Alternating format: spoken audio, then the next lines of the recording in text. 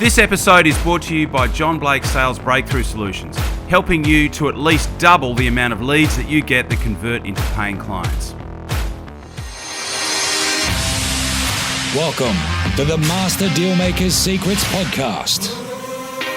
And now, here's sales growth strategist, John Blake. Okay, so I have got Mick Hawes with me. I am really looking forward to today's discussion. Mick and I have interviewed one another previously, and over the years, we've been able to share a lot of incredible insights to each other's audiences. I was on Mick's podcast a couple of weeks ago and thought it would be awesome to get Mick on today for Master Dealmaker Secrets. So Mick, welcome, mate. Good to chat again. Mate, it is. It's always enjoyable, lots of fun. We have a few laughs. We may even say something profound. You never know. You never know, and that's why we record it, right? Because you just never know when someone's you can always delete it. Brilliant, yeah. even if we don't say so ourselves.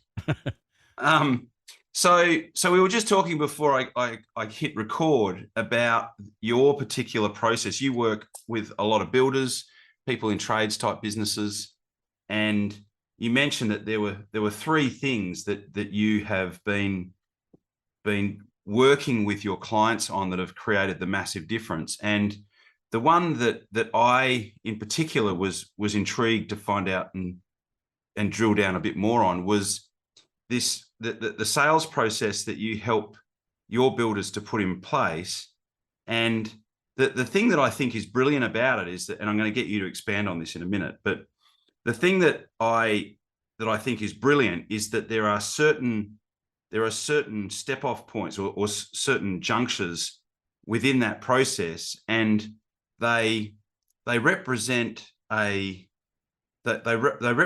deeper buy-in for the client at each stage of the process, but they also serve a really valuable purpose in terms of bringing that client up to speed so that they know what to expect and keep themselves informed. So I'd love for us to be able to drill down on that, and perhaps even the other two things that you teach your clients that you have found to be more valuable as well. So, mate, I'll hand it over to you. Really excited to get stuck into today's discussion. So, what maybe also just to start off with, you might give us a bit more of a background on Builder's Business Black Belt and a bit more of the Mick Hawes journey that's led to today. Well, I was born in. We first met, I believe, in Brighton, Les Sands at a seminar, and like we've crossed paths a lot since. And in relation to, I guess how I ended up learning or putting together this process that you want me to elaborate on was through a mutual coach. So, yes, I've got a coach called Taki Moore, business coach that coaches business coaches. We were in that group together. We ran into each other again, had a good old time. And he was responsible for me niching into builders. So that's kind of how I got started. I'd been in performance coaching for ages. So back in the early 90s, we started our own business, and it was kind of just personal development stuff, and it evolved into business a little bit. And then I had a little bit of a left turn into elite sports. So I was working with, the Tassie cricket team, the Victorian cricket team. I was working with Tennis Australia, flying around the country, teaching all of the state and national coaches how to coach the mental and emotional side of things, so the performance side of things. Eventually, started to work with the professional tennis players. Got a phone call one day from Samantha Stozer. I thought it was, a prank, wrong number. Can you fly to Florida? Can you come and do some coaching with me in Florida? It's like, wow. What do you say, Yeah. Hang on, let me think about that. I'll check my calendar. And, yeah. See, I might have to clean the windows or something. And that was all great fun. And I did learn a lot from the perspective that there are so many parallels to an elite athlete and an entrepreneur and an elite high performance team and an effective business. So it was a fantastic learning experience. But at the end of the day, I was still the general run of the mill business coach, doing the one-to-one stuff traditionally that you would experience from business coaches. And I met Taki, and he said, consider doing one-to-many, doing the group coaching. And at the same time, you need to niche, And it was one of those things I was telling businesses that I needed to do, and I wasn't doing it myself, Yeah. You take my advice, it's been no use to me. Yeah. And so I went through a process of identifying who I wanted my niche to be. And one of the criteria was I wanted to work with businesses where their customers were driven to them by a desire, not a need. Got it. And it was a really interesting exercise. And believe it or not, there's around about 2,400 different types of small businesses around the globe. When I looked, there was a list on the internet. Yeah. Baker, butcher, candlestick maker, all of that sort of thing. And there was less than 50 that I found in that list where their customers were driven to them by a want rather than a need. And what I mean by that, say the difference between an electrician and a plumber and a builder. People call their electrician or their plumber, they call the plumber because the toilet's blocked, or they call the electrician because the lights are out. Yep. They call the builder because they have a desire, they have a dream. There's something that they want. They need their toilet unblocked and they need their lights back on, but we want a renovation, an extension, or a new home. Yeah. And I love that because it's all about building relationships and trust and giving people just a memorable experience. So I ended up with three, when I saw Taki, ended up with three options. Hair and beauty, believe it or not, was one of the options, if you can imagine me involved in that crowd. Golf is another one. People don't play golf because they have to. No, true. They want to. I don't know why they want to. I used to be a golf tragic and I still don't understand it. And then there was builders, and it ended up being a no-brainer because my dad was a builder. I've been in the building game as a tradesperson, for most of my life as well. So that's where we ended up. Awesome. And off we went. And I built a program, and then I wanted to build a secondary program, and I took it to my coach, and he said, it's too long. It's got too much in it. This is what you need to do. You need to answer this question. And it was a life-changing question for us. And that was, if you could teach your builders 3 things only, meaning that you could only teach them those 3 things and you weren't allowed to teach them anything else that would benefit their business, just 3 things. What would those 3 things be? And so the first thing was the mindset and personal effectiveness, because it's at the foundation of everything. Yeah. The second was a qualification process for their business. And the third was profit first. Yeah. If you want to know about profit first, just go get the book. Yeah, absolutely. But what you are asking about is this middle process. We call it the quality client pathway. It's a qualification process. I've learned so much about sales from you, and I love it. I love the philosophy of it. I love the science of it. And I found that most builders are awful at it. Yeah, they are. And so we decided, instead of even talking about sales, because it has a certain connotation in the builder's mind, that they need to become a salesperson, and they're not that sort of person. We just stopped talking about it, and we started talking about a qualification process where, instead of the builder stands in front of the prospect, and juggles fire and juggles a bowling ball and apple. Yeah, does the old sing and dance routine. And the dog and pony show. Yeah. Instead of doing that, we flip the script and we create a process for them where the prospect is now the talent on the stage of Australia's Got Talent, and the builder is on the judging panel. and the builder decides whether they go through to the next round or not. I love that. And just I love changing that mindset, that concept has changed everything. There are some challenges because many builders still see being awarded the project as the prize. And I need to coach them to understand that with their systems, their process, their philosophy, their commitment to the quality of their customers' experience, the builder is actually the prize. The prospect. So true. Like prize. I've worked with a handful of display home builders over the years, and in Perth, I don't know what it's like in Tassie. You're still in Tassie, aren't you? I am, but most of our members are all over the country. Yeah. They have these display home villages. Yep. And there's a street. Yep. And all the competitors have all got their display homes on that street.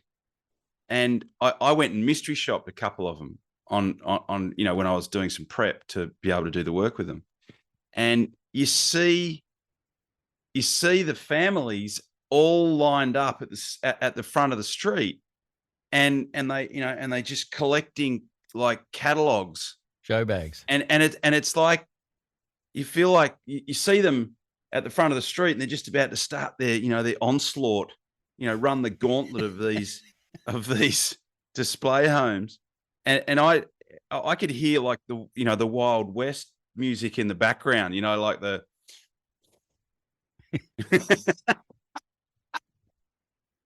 and the other thing is that there's this, it becomes like, for couples, it's an activity, like, going and playing mini golf. And a lot of the reps would tell me that a lot of these people, they haven't got a block. They haven't got the money to buy a block. And so it's all just pie in the sky stuff. Yep. They just want to walk through it because it's a fun thing to do as a couple for this particular thing that they might do one day, maybe. Yeah. Well, I know many, many years ago, back in the late 80s, just after Julie and I got married, there was exactly that place, just maybe 3 minutes drive up the road from where we lived. And we used to go there most weekends. Wow. Just dreaming. Yeah.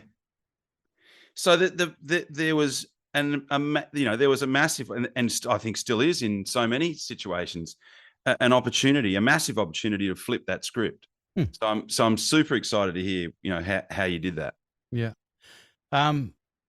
The basically, if I can somehow build a word picture, the qualification process that we have is basically made up of 4 what we call behavioural hurdles. Yep.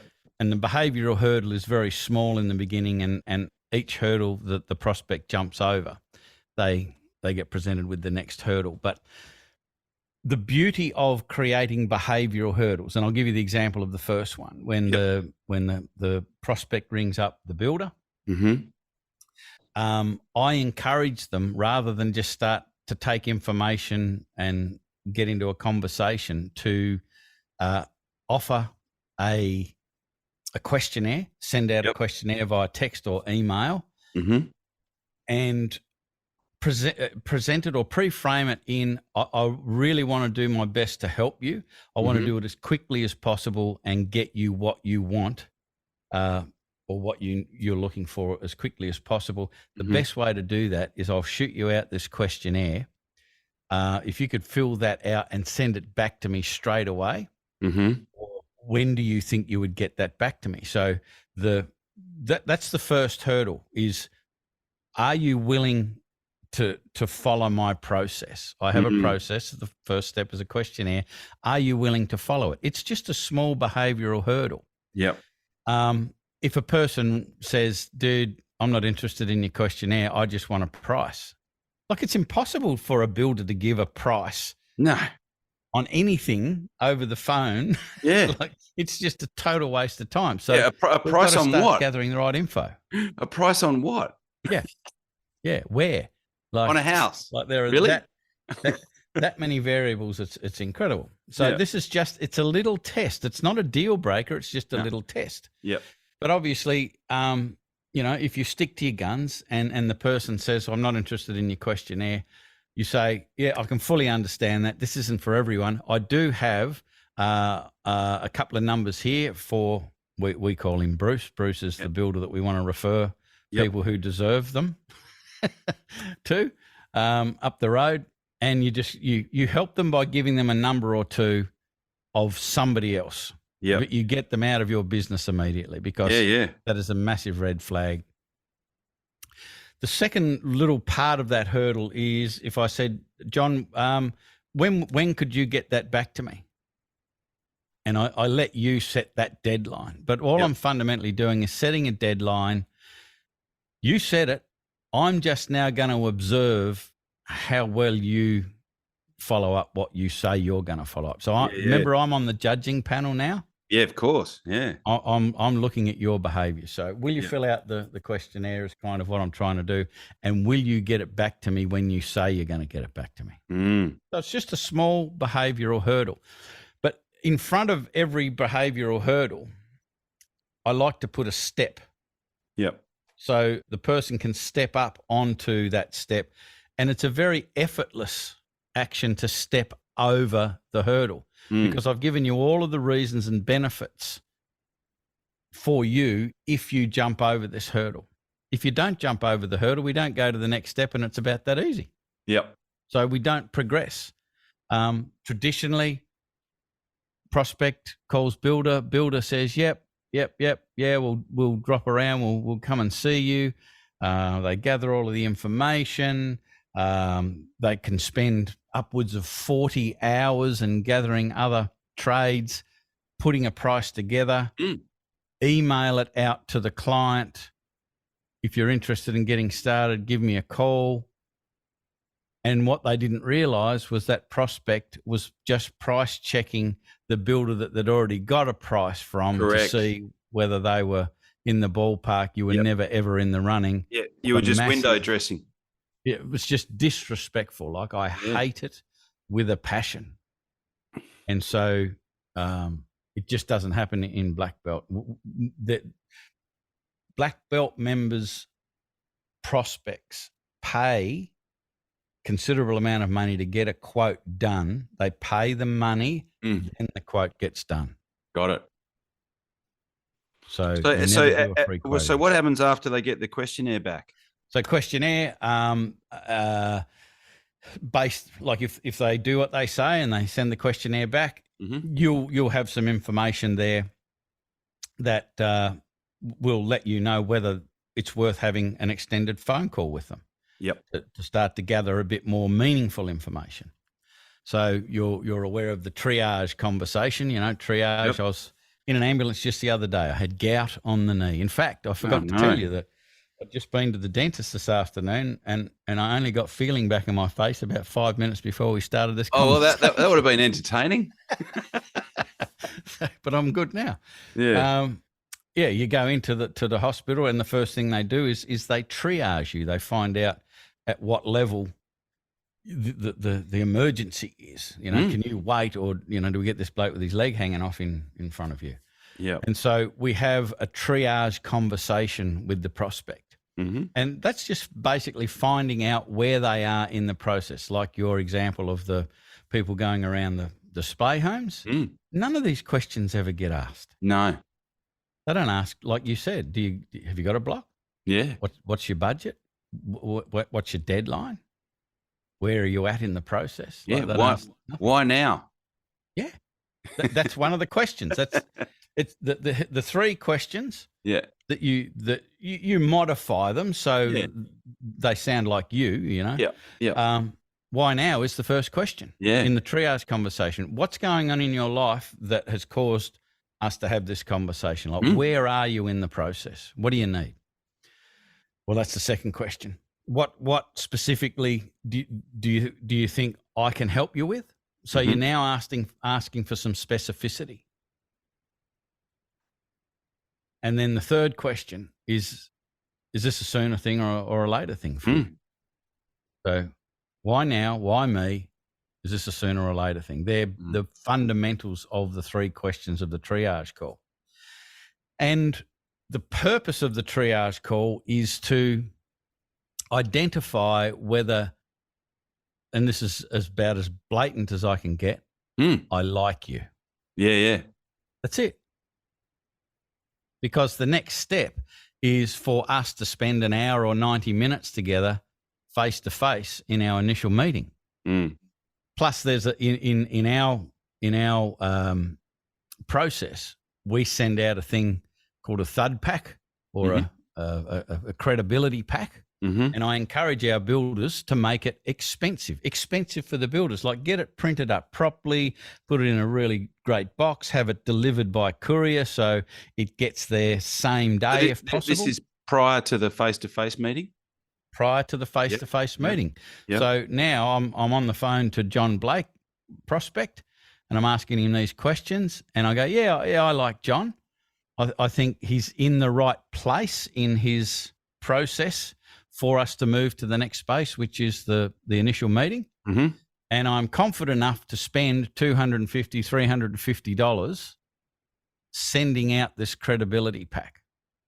That makes a big thud when it hits the kitchen bench, because the heavier it is, the more impressive it is. The sooner it turns up at the front door after the phone call finishes, the more impressive it is. Imagine if you were on the phone. And does it have education-based marketing stuff in it, or does it have merch in it, or a combination? Like, it has frequently asked questions. It has should ask questions. So they start to go, oh shit, no one's asked me that before. I've just learned something. This guy's protecting me from a problem already. Yep. It might have some, really nice coffee or some honey or something. It's just a nice gift or something like that. Obviously, it will have testimonials and past projects and, ideas about design and functionality and things to think about to avoid the things that can cost you a fortune and most people don't know about. And so it's like this, it blows their mind when they open it. Awesome.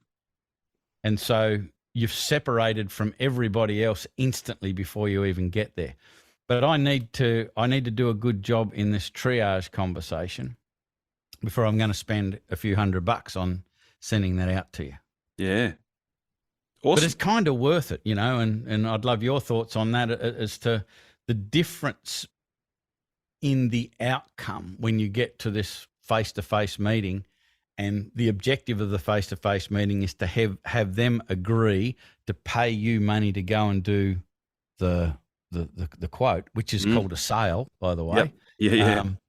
Yeah. What would be the difference potentially in the outcome if there is a massive amount of trust and you've separated yourself from the pack with something like the questionnaire, the conversation on the phone, the credibility pack lobs?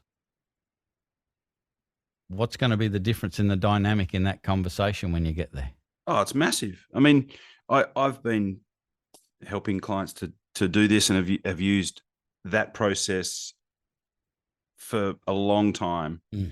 And if you can get it right, and it's the right, the right person, and it's the right market, and the info is set up in the right way that, like you said, solves problems, eludes them. We talk about creating, 3 or 4 gee, I didn't know that moments. If that pack is presented in a way that starts solving them problems before you even meet with them, then often you'll rock up to that meeting. They've already made a decision to work with you before you even met them face to face. Yeah. Which it's pretty powerful. I mean, I had one client that I sent one of these packs to that I literally felt like I was having a meeting about a project that had started without me.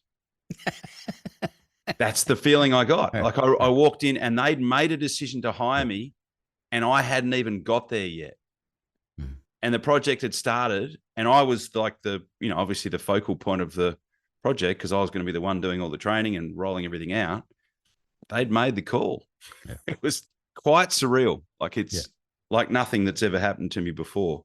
So yeah, I'm sure that works a treat. Yeah. And I mean, one of the most frustrating things for me is like we're putting this sort of thing together, but more often than not, I get feedback from our members to say, we are doing this project for these people because I was the only one who returned the call, or I was the only one who turned up when I said I was going to. And I'm going, like, can we set the bar any lower? Like, can we? It's just, and I say to our guys all of the time, that can't be our standard. Like, what's gold standard, and then what's after that? That's what we're shooting for. Yeah. Please don't settle for, getting the job just because you're the only one who turned up. And I can't believe that people see that as a feature. Like, oh, he was a standout builder. He returned my phone call. Yeah, crazy. It's like the Stephen Bradbury. Yeah, that's exactly it. The Stephen Bradbury close. Approach to winning work. So then the face-to-face meeting happens, and then at the end of that, they agree to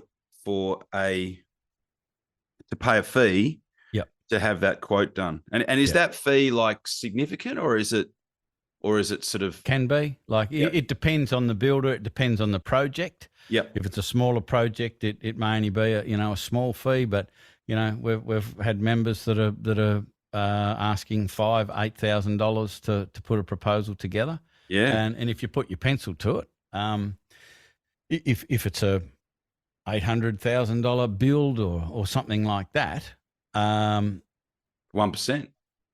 Well, yeah, but it's the amount of money doing that properly can save is massive. Yeah. Like to me, it's like an insurance policy. And I always say to our guys, like, what we need to be doing is maybe put in your thud pack a box set of grand designs. Send them a box set of grand designs so they can watch that before you get there, because every single project goes way over time. Yeah, and way over budget. And the simple reason for that every single time is that there isn't project management.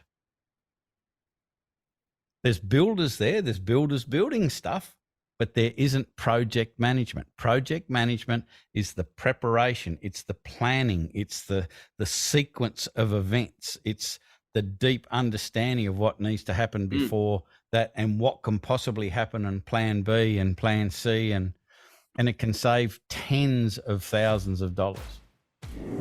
A lot of people who listen to the podcast want to know what we do over at Master Dealmaker Secrets. And effectively what we do is we work with sales professionals and business owners all over the world who are seeing massive increases in their top line sales revenue. So we help business owners and sales professionals to effectively focus on the three key drivers to growing sales revenue in your business. The first one is controlling the message that you send out into the marketplace so that potential clients see and hear and read what you do as an opportunity as opposed to your competitors.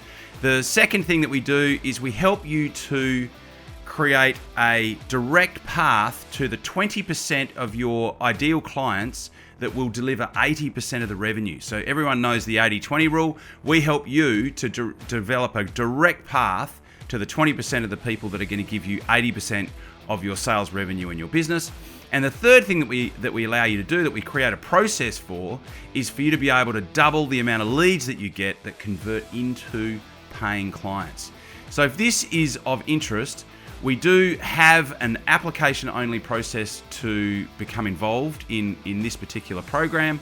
And to get to there, all you need to do is to go to www.johnblakescall.com. So it's JOHNBLAKESCALL.com, and there's a couple of questions to answer there. And then what you'll do is get on a quick conversation with me, and I can find out a little bit more about what you've got going on in your business and see potentially whether what you are doing would be a fit for what we could help you with. And at that point, I can extend an invitation if it's a fit, and you can make the choice to come on board or not. So that's the opportunity. That would be the next step if you're looking at how you can take things to the next level. If you're enjoying what you're hearing on the podcast, if you're getting value from it, I invite you to do that, and I will look forward to talking to you. The website is www.johnblakescall.com. Talk to you soon. I say this all the time. I hear myself saying, you know how you hear yourself repeating yourself all the time? I have this thing that I say all the time, and it's if you get the first 15% of a project right, the rest will flow beautifully, typically. If you balls the first 15% up, what happens? Well, it all turns to custard pretty much. Yeah, it all goes progressively pear-shaped. And you can apply this to a day. You can apply this to a party. I mean, occasionally you might snatch, victory from the jaws of defeat. But Stephen Bradbury. But you've exactly right. But you've got it stacked up against you. I mean, if everyone's prepared, if everyone knows what to expect from everyone else and when to expect it, well, then there's not too many things that can go wrong. No. And so, rather than just pumping out, 10 building quotes a month, which is probably a stretch anyway, but even if you were pumping out, 5 building quotes a month, you're not going to spend the amount of attention to detail as what you would if someone's investing $8,000. No. And that's a great point. Yeah. And if you look at the statistics of how many quotes get created and how many get the nod, people seem to think that a free quote's actually free. Well, when you go and you scratch the surface and find out what's actually going on, if you go and get 3 free quotes, you can only pick one. That builder who you picked, on average, has done another 3 before he got that 4th one. So they roughly getting 1 in every 4. Yep. And that means that there is their time costs money. Yep. And so they've had to spend time that they haven't been paid for doing those 3 quotes that didn't get accepted. So the guy who gets the quote accepted, you accept that builder's quote, in the pricing that they have for your project, you are paying part or full of the quotes for somebody else that didn't take them on. That's such a good point. Because they're going to cover their ass somehow. They have to. Yeah. They absolutely have to. Yeah.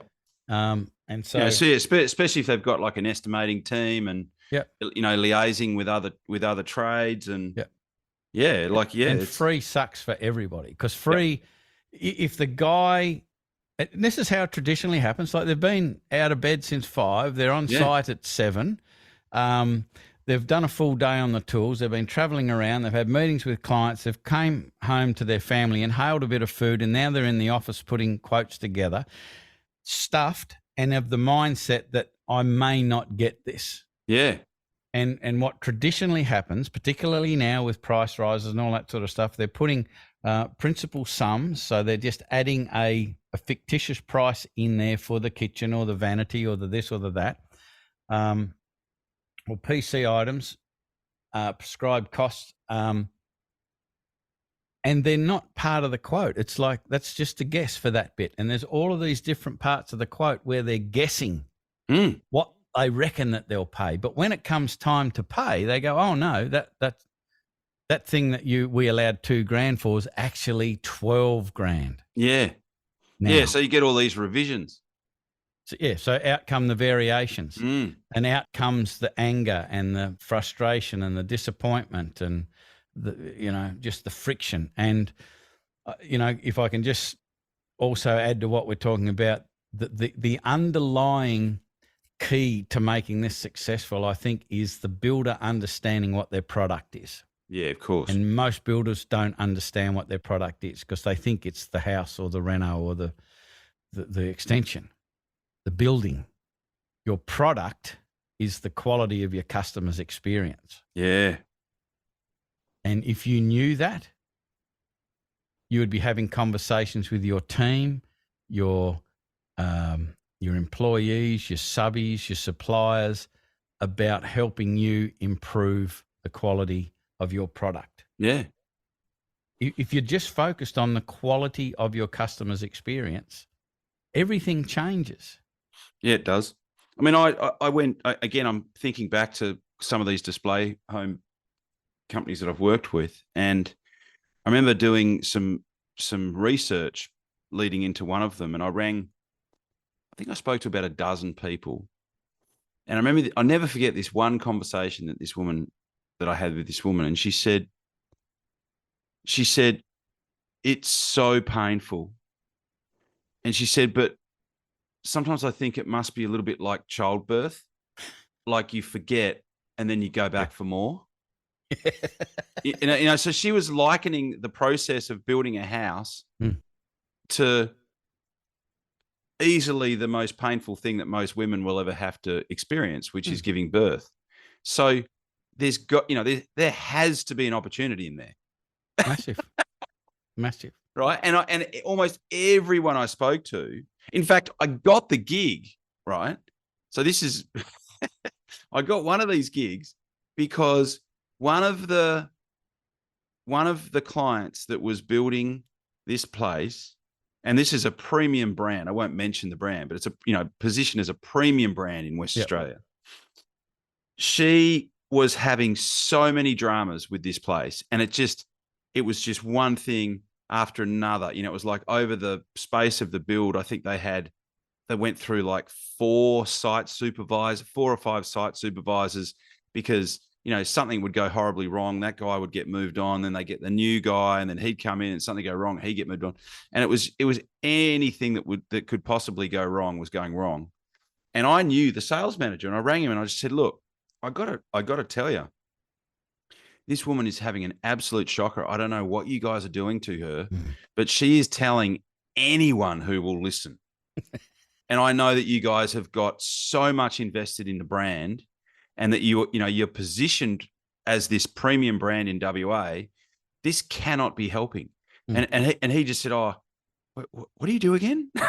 Yeah. and I told him, and that was how I ended up getting that gig. And so part of it was like, mate, I need to ring some of these people and find out what their experience is. And I don't think I spoke to anyone that had smooth sailing. Like, they were all scarred in some way, shape, or form. Yeah. And I think it's because of what we're talking about. It's poorly scoped, not enough attention to detail at the front end. The free 3 quote thing, and the the bad singles dance, as I'm sure you've heard that term before, where there's 5 or 6 people and they're all lining up to get the one girl, and it's just fraught with disaster because it's just not properly scoped out. And the person isn't committed. Yeah. They're not committed to any of them. Yeah. And then they end up getting the gig with somebody who wasn't really committed to them in the first place. But, they made the decision based on what most people's default setting is, which is, let's get it for the cheapest possible price. Yeah. And that person probably, that builder probably cut their margins, which are pretty skinny anyway, to get the work.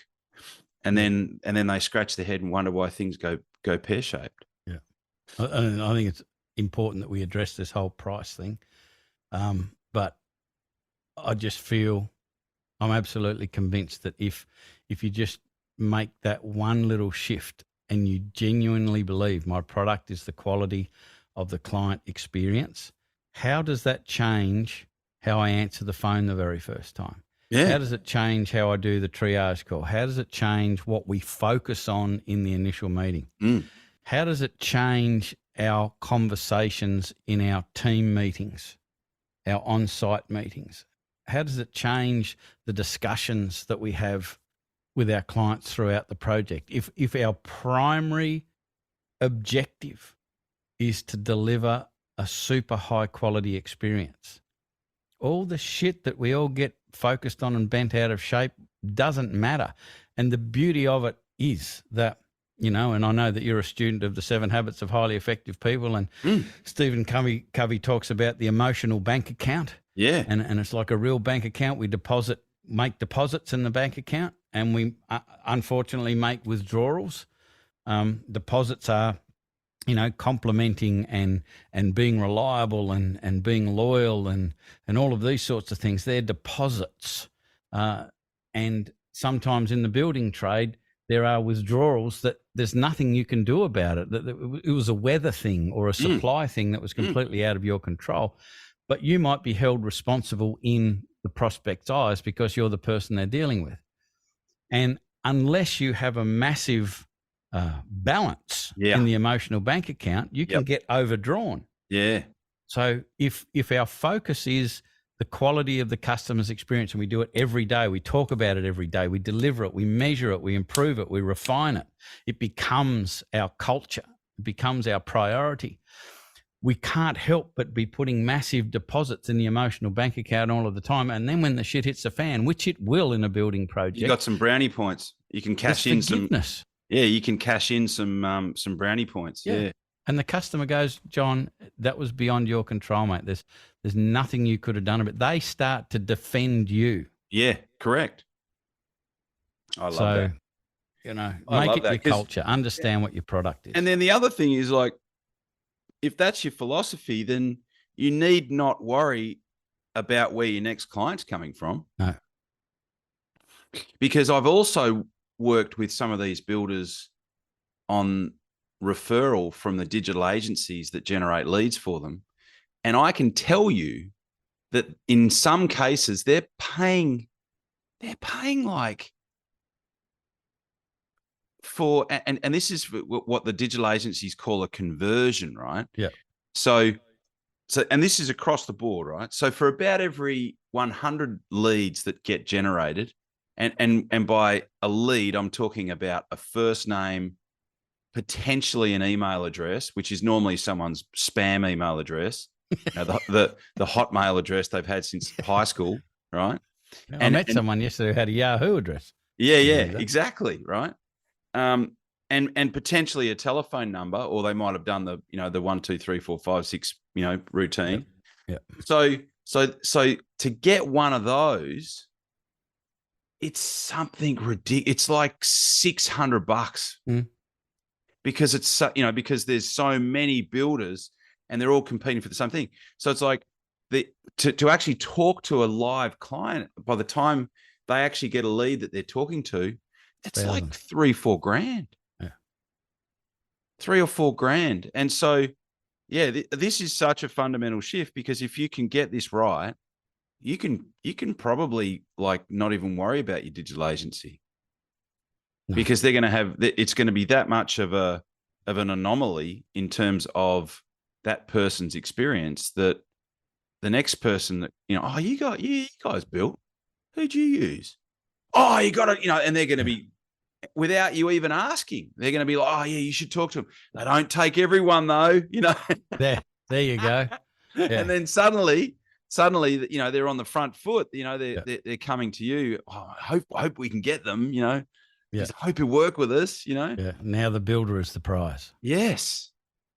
So I love this. And I had a sense that you were, I had a bit of an understanding of what you were doing and this. I've probably learned most of it from you, so that's why you understand it. Well, we certainly recognize a couple of things in there for sure. Yeah. But I love the way. I didn't invent any of it. I can tell you that for sure and certain. What was that? I didn't invent any of it. It's all been borrowed. But I love the way you put it together, especially the front end part. It's like, the call and then the behavior. It's like, hey, this is to work out how we can best help, to make sure that we don't miss anything. Here's a questionnaire. I'm going to send this through now. When do you think you'll have it back to me? Yeah. Oh, no, I don't want to fill out a questionnaire. Yeah. I just want to quote. Cool. Here's Bruce's number. No problem. What I'd recommend is that you talk to this guy and this guy. They'll happily talk to you and give you a free quote without getting you to complete a questionnaire. Their numbers are. Yeah. Yep. Absolutely. And the other thing, just to sort of wrap it up in a nice, neat bow, that the initial meeting when you get face to face, it's important that it's choreographed. Yes. So you've got your visual aids, as you would expect, to keep things in the right sequence. Mm-hmm. And obviously you build rapport to begin with, and then we talk about, so what's going to happen in this meeting is we're going to do this, then we're going to do this, then we're going to do this. So you actually map out exactly the parts that we're going to cover in this meeting and give them just a real basic overview as to why we're doing each of those and how that represents value to them. So Yes. they can see that we need to do all of these things, and they can see what's in it for me, right, from their perspective with each of those things. And then at the end of that part of the presentation, so we might be in our hour's presentation by 7 to 10 minutes at this stage. So that's all we've invested so far. Mm-hmm. You've outlined this, and then you say, and at the end of this meeting, if we've answered all of your questions, so you have no more questions, we have, to your standard, answered all of your concerns. So, you're not worried about anything. You're not confused about anything. You're completely clear on everything. And you are satisfied that we are the right fit for you. At the end of this meeting, the next step is for you to decide whether you're going to invest a fee to have your proposal put together. So you might not have expected this. It's not what a lot of builders do. It may not have been what you did in the past. And the reason that we do it are these reasons. And you give them a whole bunch of reasons, and there are a ton. We've even got a sheet that I'm happy to give whoever wants one. It's got 6 examples as to why free cost you so much more than paid, and how paid is so much more valuable. And you can go through those reasons and give them the reasons as to why that there is a fee for this proposal, and why we don't do free anymore. We used to do it, and we found that it caused these problems for you. So because our commitment is the quality of your experience, we won't do it any other way, because this gives us the best chance of delivering the best value that you will ever get and the highest quality experience that would be possible through a building project. I love it. So how do you feel about that? Is that something you're prepared to do? So we're doing the trial close of whether they are open. If we tick all the boxes, they have to be happy. Are you prepared to invest in a paid proposal if all of this makes sense to you? And we're asking this question about the 7 to 10 minute part of the initial meeting, because I'm not going to go through all of the initial meeting and ask them about the project and the budget and the this and the that and the other if they've said to me up front, mate, I won't be paying for a quote. Yeah. I'm out. Yeah, you pull up stumps. The other very thing rarely happens though, because we've done all of that other stuff with the thud pack and the call and whatever. So, what one of the other things I always hear myself saying is in any sales process, each step simply sells the next step of the process. Yep. That's exactly how this works. But the other thing I love about what you've got is that the commitment gradient starts out relatively low. Yep. And then it goes up over time. Yep. So with each step, there's a slightly bigger commitment leading to the ultimate. The second last commitment, which is you're investing in us putting together a detailed outline for your building project.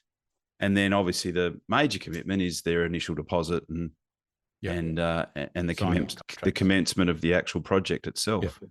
And that the statistics of that happening after someone's already invested in that builder to put their proposal together just goes through the roof.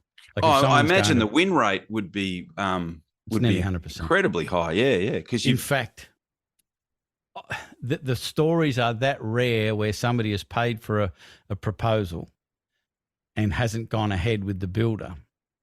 I can only remember one, and it was in Victoria. He's one of our members. He's still with us, and it was for his next door neighbour. Mm-hmm. So he didn't really know the guy, but the guy knew he was a builder, so he got him to do the whole thing. They had the meetings, and he paid for the proposal. And our guy put absolutely everything in there, and that was what it was going to be. And he knew he was confident he'd bring it in on that price. The guy must have talked to his uncle or whatever and just decided to, I'm just going to get another builder to do a free quote.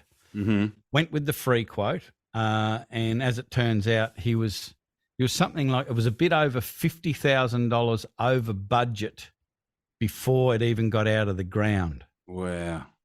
Because there were so many mistakes and so many things that were principal sums or PC items or whatever, that the variations started before the project came out of the ground. Wow. Yeah, that's scary. So, but the other thing you mentioned, I think, is worth covering is price and you know, what's your philosophy on it? Mine is that people, I know statistically that, you know, you can back up that 80% of people make decisions based on value and 20% make decisions based on price. In my brain, 100% of people make decisions based on value. When it feels right, they say yes. Yeah, well, all things being equal, you know, if you're lined up in the absence of value, if you're lined up in the bad singles dance, Yeah. and the person hasn't actually learned what criteria they should be considering when they choose to buy off a particular vendor, be it a builder or anything else, if they haven't learned about what the actual most important criteria are, then everyone buys on price. Because that's, you know, that's the only, they've only got that tool. They've only got the hammer, so they see everything as a nail. Yeah. They've only got the criteria of price, so they just judge everything on price. Yeah. But if you've along the way, and that's the beauty of this process, is that along that commitment gradient, they're learning things. You're creating these, gee, I didn't know that moments. Well, no one else has asked me that. No one else has told me that. Oh, wow. Is that right? Oh, wow. Do I need to consider that? Oh, wow. Can I avoid that extra cost if I do this? Oh, wow. What you mean to say that if that most people make this mistake and no one really knows about it? You know, so so now they're not looking at that because you've actually given them the criteria that they should be considering. And suddenly everyone's not equal. It's like, oh, well, you guys are saying stuff that other people aren't saying. Yeah. I think that something that can make a really big difference with a builder's mindset is if they understand what their prospect is looking for. And I'm just going to tell you what they're looking for rather than you need to figure it out, because even the prospect more often than not would not be able to answer this question. What really are you after? What really do you want your builder's role to be? Because they'll think, well, I want a quality house at a fair price. That's what the prospect will be thinking consciously. What they are really genuinely desiring is to be guided, protected, and supported. Yep. That's what they're actually after. Yep. And if you, through your questionnaire, through your triage call, through your thud pack, through your initial meeting and understanding them and helping them understand what the purpose of their project is, what the function of it is, and helping them, help guide them through the maze of confusion and overwhelm, help support them and make them feel good that making decisions based on your experience and your knowledge, if they trust you, is a good thing. So you're supporting them in their decisions, and you're protecting them by asking them all of the right questions to say, have you considered this? What do you think about that? What if this happened instead of that happening? And they go, oh my Lord, we never thought of that. That would have been a disaster. So I'm guiding, supporting, and protecting. And going back to the price, people will always default to price in the absence of any perception of value. And if you follow this quality client pathway that we've talked about, it's just metric shit tons of value from their perspective all the way through that process. There is no way that they can't see the differential in value between you and somebody else. Therefore, price becomes secondary. I realize that there is a budget. I realize that when your pockets are turned inside out and you've robbed the kid's piggy bank and that's the end of the money, there is an end point. Mm. But more often than not, what people do is they give you two budgets: the safe budget that they think they want to do it for, but then have a look at grand designs. How many of them have gone, this is our budget? Oh, but then when we got through the project, we wanted this, and we thought, we're committed to this now. We want to do this. We didn't want to waste the opportunity. So instead of our $500,000 budget, it cost us $2.7 million. Yeah, it happens a lot. Yeah. Yeah, it's interesting. Yeah, there's so many good reasons that to make sure that you are really as much as possible in that category of one, and it actually makes a big difference. Like I'm also thinking about a guy that I actually swim with, and he went to one of these big high profile brands to get a quote. They got the quote and they weren't 100% happy with it, but they paid for the quote. So they paid for the design, and I think it was maybe $3 or $4 grand or something. And then they decided not to go ahead with it. And they went with another builder. And so even though they'd paid $4 grand to this, well-known brand, this well-known brand contacted them and said, you stole the design, even though you paid for it, it wasn't yours. And they sued them. And they've got a guy on staff who is responsible for doing just that. He goes after people that have paid for a design, but in their paperwork it says that they actually own it, even though they paid $4 grand for it. And he sues people that have gone with a competitor. I assume in an attempt to endear rapport and connection with their company and the people that they're suing. Is that why they're doing it? I guess they're trying to force them into doing business with them. Yeah, but it's like, are they going to love you? Are they going to refer you? I know. Like, how crazy. Look, it's insane. Like I couldn't make that up. I couldn't make that up. No way. Like it's insane. And I think it ended up costing them an additional 20 grand, 25 grand just to get these guys off their back. Yeah. And but the thing that blew me away is that they've got an in-house solicitor whose sole job is to do that. Yeah.